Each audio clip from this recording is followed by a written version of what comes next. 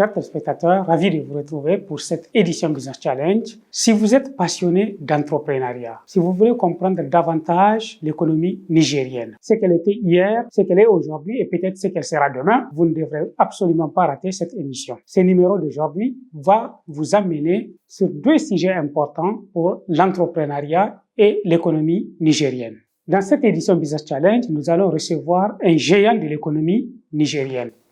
Il a été président de la Chambre de commerce pendant 16 années. 16 ans qu'il a piloté la Chambre de commerce et d'industrie du Niger.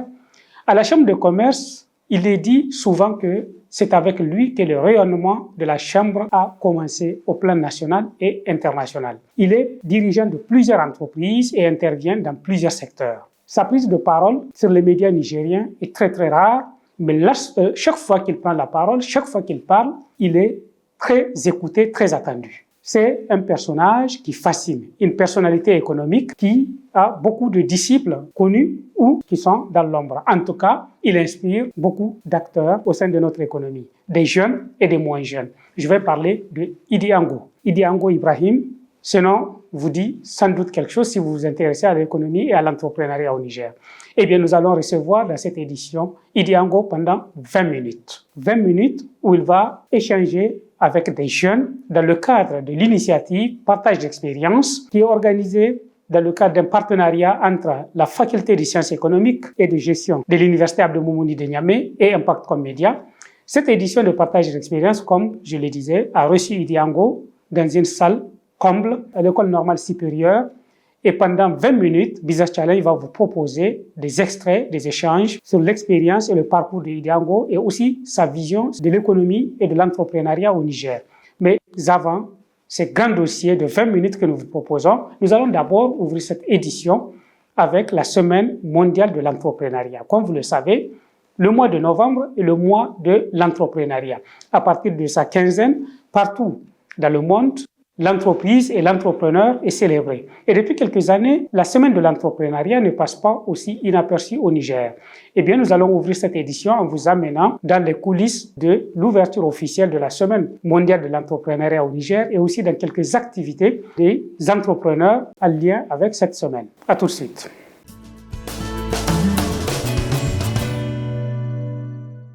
Ensemble, nous construisons. C'est sur cette thématique forte que s'est ouverte la Semaine mondiale de l'entrepreneuriat, édition 2025 à Niamey, le dimanche 16 octobre 2025. Une volonté ferme affirmée par le réseau des structures d'accompagnement à l'entrepreneuriat au Niger, en partenariat avec le ministère du Commerce et de l'Industrie, la Chambre de commerce et d'industrie du Niger, le Programme des Nations unies pour le développement, de construire le développement économique avec des entreprises fortes, un écosystème résilient et une jeunesse de plus en plus consciente et engagée. La refondation du Niger ne sera ni en solo, ni en silo. Elle exige l'union des forces, publiques et privées, jeunes et institutionnels, urbains et ruraux, innovateurs et artisans, investisseurs et incubateurs. C'est cela le sens profond du thème « Ensemble, nous construisons ». Construire quoi? Construire un écosystème solide, construire une économie résiliente, construire des entreprises qui créent de l'emploi, construire des entreprises industrielles gérées par des Nigériens, construire des opportunités pour notre jeunesse, construire un Niger fier, un Niger debout. Cette semaine de l'entrepreneuriat s'inscrit dans un environnement où des mesures économiques structurantes ont été adoptées pour renforcer les entreprises locales. À l'occasion, le panel inaugural, animé par le ministre du Commerce et de l'Industrie, s'est appesanti sur ces nouvelles mesures. L'ordonnance numéro 2025-36 du 22 octobre 2025 portant institution des quotas d'enlèvement à l'importation des produits similaires aux produits fabriqués ou produits sur le territoire national a pour entre autres objectifs de valoriser et d'encourager la consommation des produits locaux. C'est aussi pour protéger l'industrie nationale. Cela vise également à lutter contre la concurrence déloyale des produits similaires importés. Le décret numéro 2025-609 qui institue l'obligation d'achat des produits locaux au Niger, c'est surtout pour permettre à travers les structures publiques de l'État d'injecter des ressources importantes dans l'achat des produits locaux.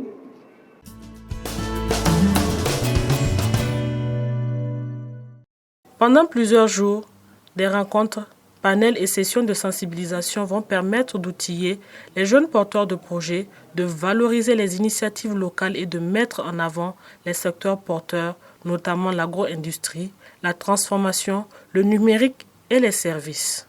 Des activités à l'échelle nationale qui visent à stimuler l'innovation, encourager l'auto-emploi et rappeler le rôle central des entrepreneurs dans la création de richesses et la résilience économique du pays. L'esprit, c'est d'impacter positivement sur la jeunesse à travers leur esprit d'initiative, éveiller la conscience des jeunes, les préparer, soit même les outiller à s'engager.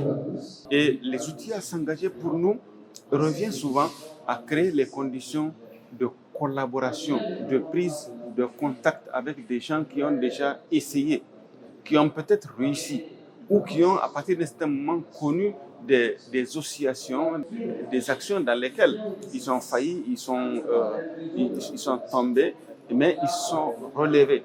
Ça permet à ces jeunes-là, en s'engageant dans les initiatives, d'être mieux aguerris dans le solutionnement des problèmes.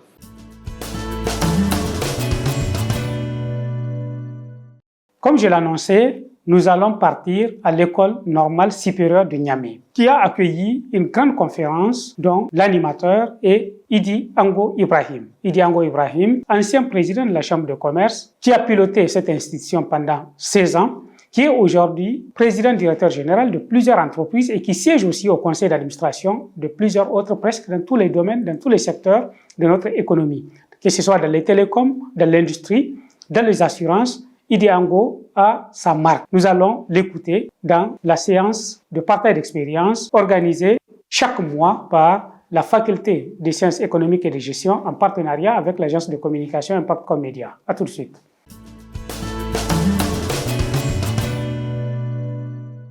L'année académique 2025-2026 débute bien à l'Université Abdou-Moumouni de Niamey qui accueille la conférence mensuelle Partage d'expérience à l'École normale supérieure. Organisée par la Faculté des sciences économiques et de gestion, la conférence Partage d'expérience du 14 novembre 2025 a reçu un grand homme d'affaires du Niger afin d'inspirer et orienter les participants, en particulier les étudiants de la FSEG.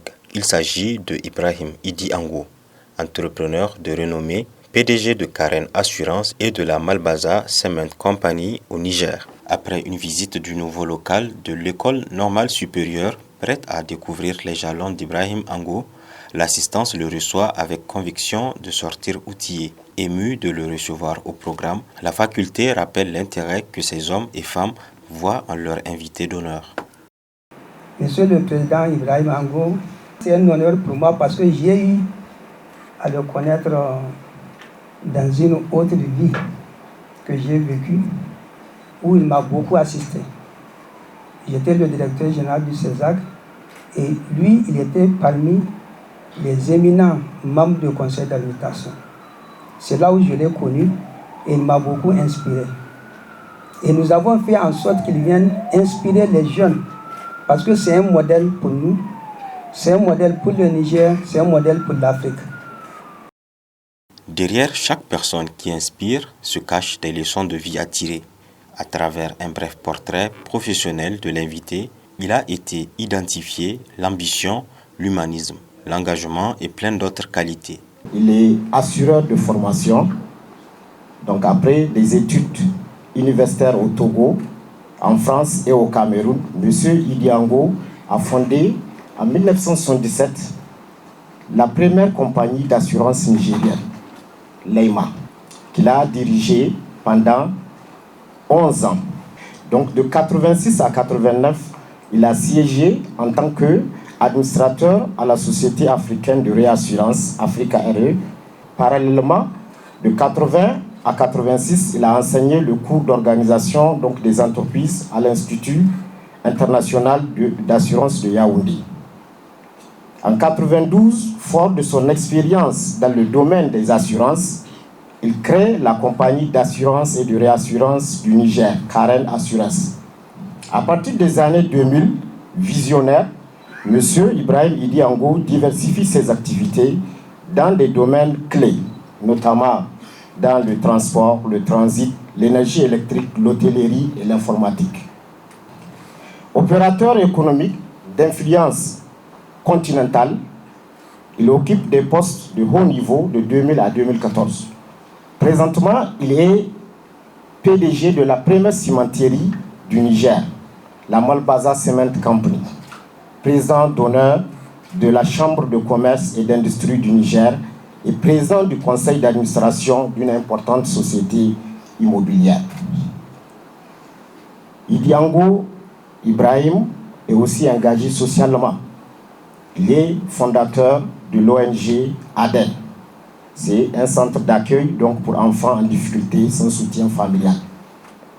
Acteur qui impacte positivement l'économie nationale, Ibrahim Idi Ango, après avoir apprécié l'initiative, partage son challengeant parcours professionnel en matière d'assurance avec les participants. Cette passerelle que vous ambitionnez de créer entre deux mondes, le monde académique et le monde économique, est véritablement le chaînon manquant entre ces deux mondes, justement, qui pour moi devraient être les deux facettes inséparables de la construction et de la prospérité d'une nation. En effet, depuis longtemps, l'unanimité est faite sur le constat de la faible connexion du monde académique et du monde économique. Je ne dirai pas davantage sur le procès, parfois injustement, qui vous est fait au monde universitaire de former de brillants théoriciens, mais qui restent en état d'apesanteur, si j'ose dire, loin des réalités du contexte pour lequel ils sont destinés. Et votre programme partage d'expérience est certainement le meilleur argument à décharge dans ce procès qui vous est parfois injustement fait. Alors, pour n'avoir pas pu bénéficier de cette passerelle que vous avez créée aujourd'hui, il y a déjà très longtemps, plusieurs décennies, j'ai été, si j'ose dire, l'une des victimes expiatoires de ce dysfonctionnement, de cette absence de connexion. Parce qu'à l'âge de 26 ans, à la sortie donc de mes études post-universitaires, le chef de l'État de l'époque me confia la responsabilité de créer la première compagnie d'assurance du Niger, alors que j'ignorais tout ou presque du moindre fonctionnement d'une telle entreprise. J'avais donné l'illusion à mon corps défendant que j'étais le magicien de la profession, tout simplement parce que par le hasard des choses et par la volonté de Dieu, j'étais parmi, ou peut-être le premier diplômé d'une grande école d'assurance au Niger. Mais dans le secret de ma conscience, je savais l'étendue de mon ignorance dans l'environnement économique. Ma formation théorique m'a donné le diplôme, mais les responsabilités qu'on m'a confiées m'ont propulsé dans, si j'ose dire, un champ de bataille sans armes, sans ressources et presque sans point de repère. Je connaissais évidemment par cœur les théories de l'assurance, comment on calcule tel et tel risque, etc. Mais j'étais loin de savoir comment on assurait une moto, une simple motocyclette. Je ne savais pas comment il fallait s'y prendre. Donc, à partir de ce moment-là, j'avais donc 26 ans, je peux dire que mon adolescence a pris fin. À cette époque, l'adolescence, c'était les boîtes de nuit, les cinémas, etc. Évidemment, il fallait mettre un terme à tout ça pour laisser place à un adulte émancipé par la force des choses et des responsabilités écrasantes qui me sont tombées sur la tête. L'échec n'était pas une option disponible à cette époque. Et pour ceux qui connaissent les années 70 et qui connaissent le chef de l'État qui a dirigé le pays dans ces années, ils comprendront très bien ce que je veux dire. J'avais dirigé cette société, je l'ai quittée 11 ans plus tard, après avoir chaque année effectivement distribué plus de 40 à 50% du capital qui a été investi, constitué des fonds propres d'environ également 5 fois le capital qu'on nous a confié, et j'ai laissé dans les comptes à peu près 4,5 milliards à cette époque.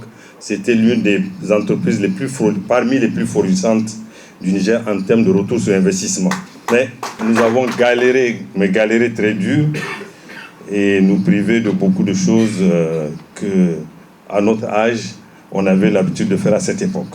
J'ai tiré de cette expérience précoce et de celle advenue un peu plus tard plusieurs enseignements. Créer son entreprise est toujours une fantastique course d'obstacles, mais également et surtout une fantastique école d'endurance à l'issue incertaine. Autant vous dire, rien ne sera facile, mais rien non plus ne sera insurmontable.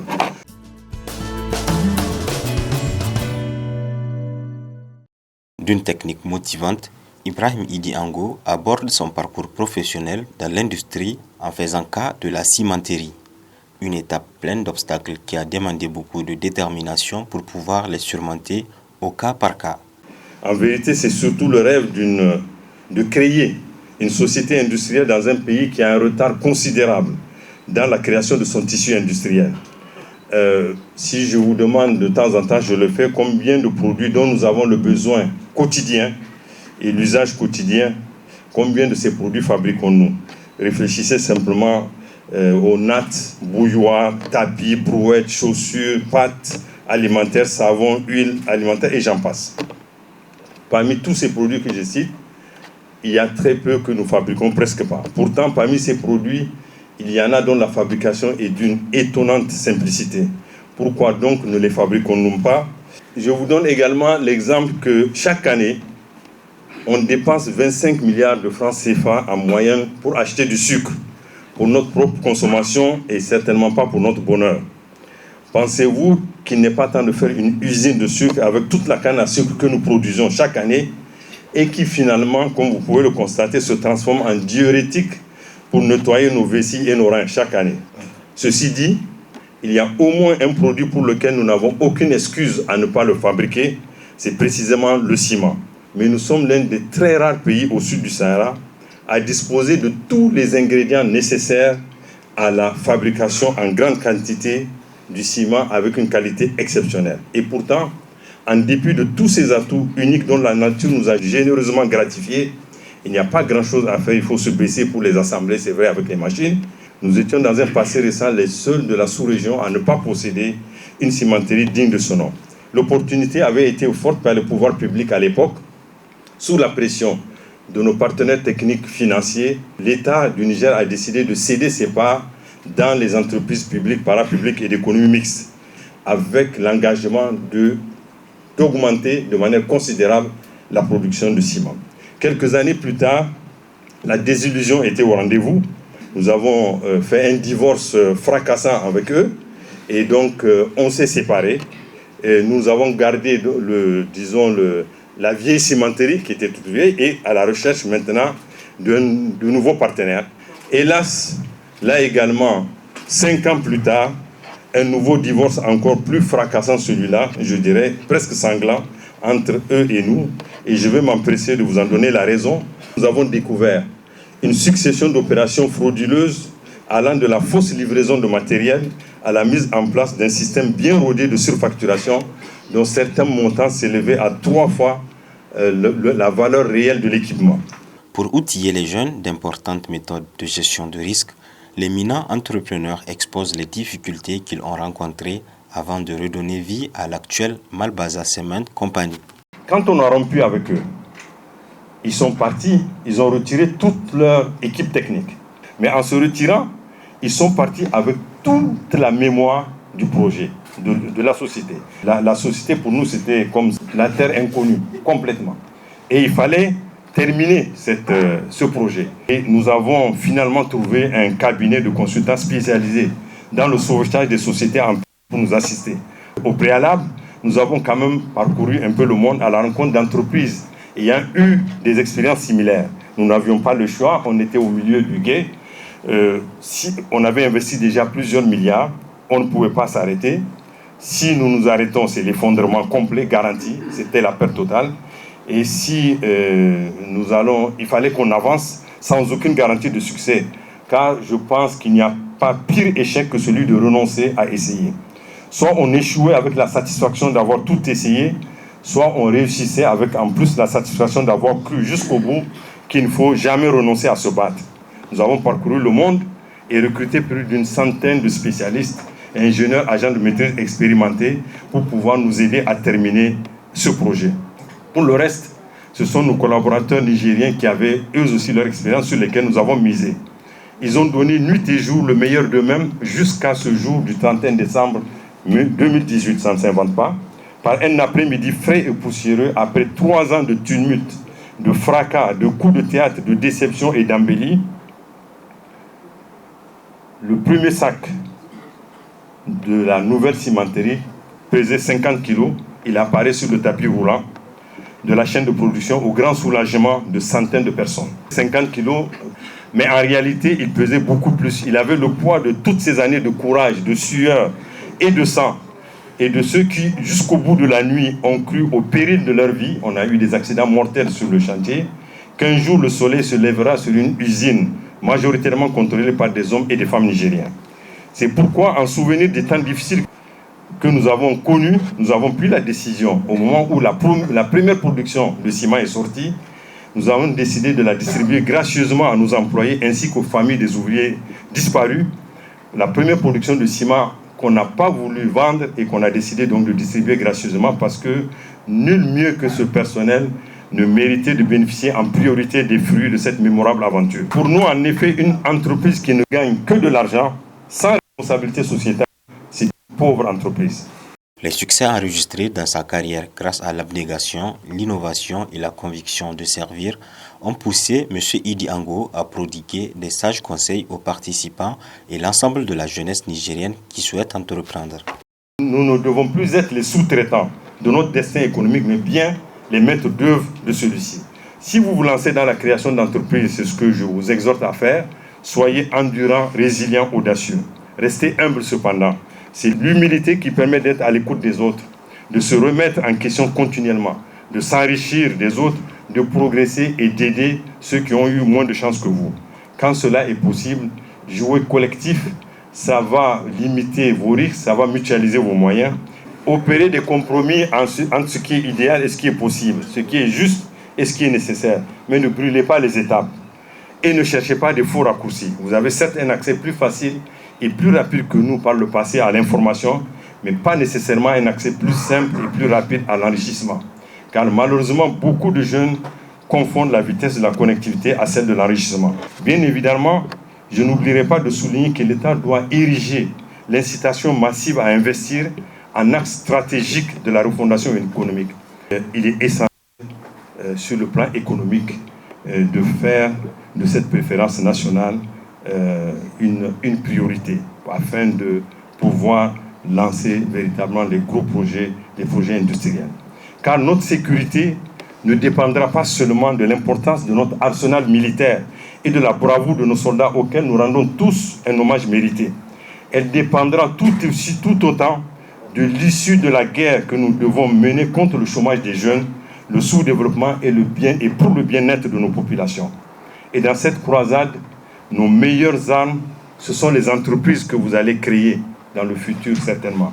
Nos meilleurs combattants, ce sont les jeunes créateurs d'entreprises. Et nos meilleures munitions, ce sont les milliers d'emplois qui en résulteront. Aucune paix ne sera durable. Aucune stabilité sociale ne sera consolidée si nous ne créons pas pour nos jeunes les conditions d'exprimer pleinement leur talent. Il ne s'agit pas de miser sur les grandes entreprises uniquement. Il s'agit de parier sur ces jeunes bourrés de talent et d'ambition qui sont debout dès l'aube pour faire vivre leur micro-entreprise de 2, 3, 4 personnes et qui ne s'arrêtent de travailler qu'au crépuscule. Ce sont ceux-là qui sont les maîtres de notre destin et les détenteurs des clés de notre avenir.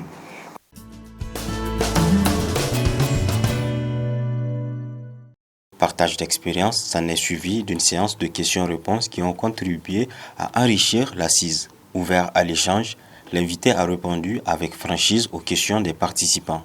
Pourquoi l'opérateur économique nigérien, pris individuellement, continue à faire l'import-export?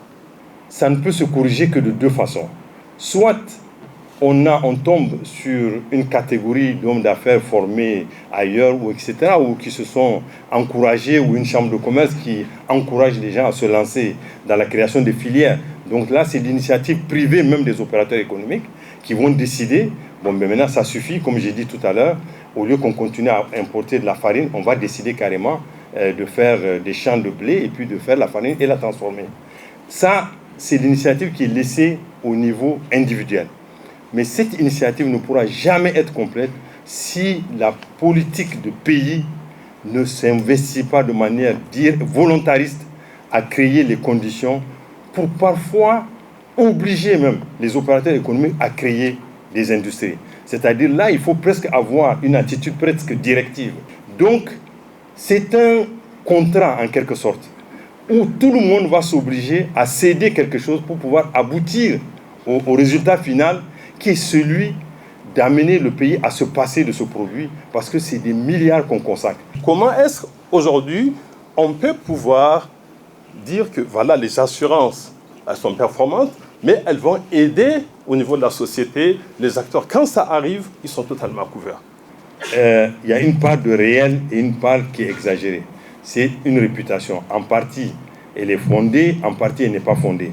Il faut savoir que la tâche est compliquée aussi. Ailleurs, lorsqu'il y a des accidents, on a un niveau d'éducation civique qui est très élevé. On fait un accident, lorsque les responsabilités sont posées, vous allez voir quelqu'un qui sort son constat. Oui, je vous ai cogné à l'arrière, je signe, vous signez, moi j'étais à l'arrière, etc. Ici, même quelqu'un qui cogne à l'arrière un véhicule arrêté, il va vous dire que le véhicule faisait marche arrière. Il n'acceptera jamais de dire... On a cette culture de refuser de reconnaître notre responsabilité. L'autre source aussi, c'est que les gens ont très peu connaissance de la nature du contrat qui les couvre. Eux, lorsqu'ils disent qu'ils ont une assurance, ils se disent, mais moi, voilà, j'ai pris une assurance et l'assurance ne règle pas le problème. Mais l'assurance qu'il a prise ne règle pas justement, n'a pas prévu de régler ce problème.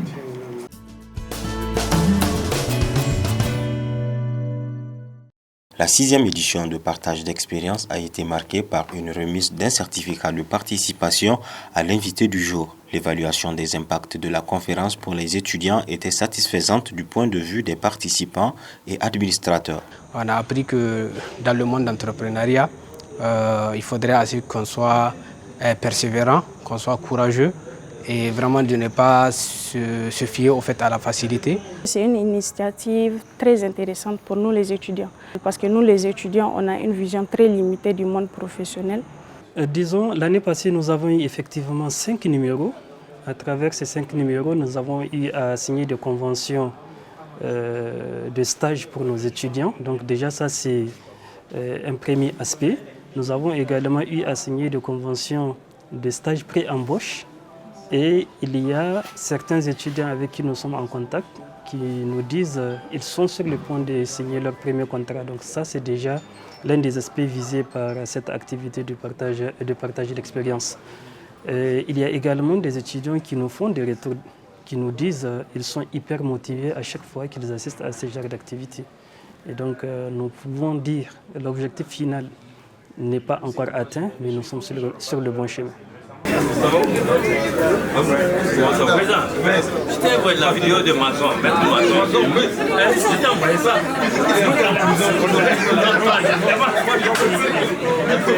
Je n'ai pas passé par là-bas.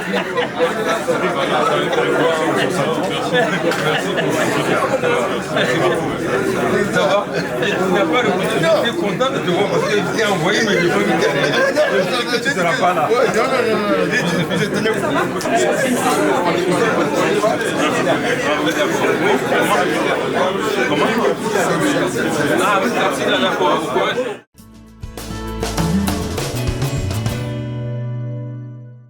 Chers téléspectateurs, j'espère que vous avez agréablement suivi cette édition Business Challenge et que vous en avez tiré un très bon profit. Comme vous le savez, vous pouvez toujours continuer à interagir avec notre équipe tous les jours à travers la radio Challenge FM 96.6 MHz. C'est la radio des entrepreneurs, la radio du Niger qui avance.